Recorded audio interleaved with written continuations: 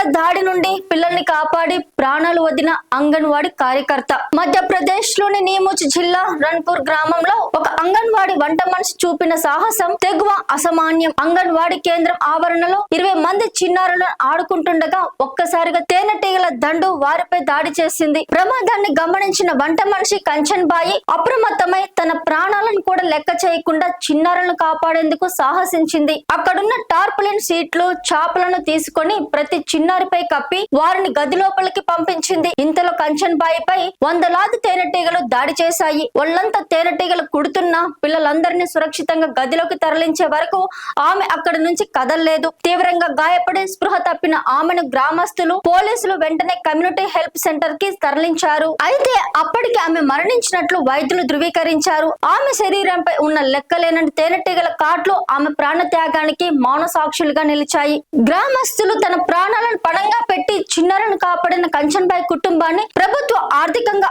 ఆదుకోవాలని డిమాండ్ చేస్తున్నారు.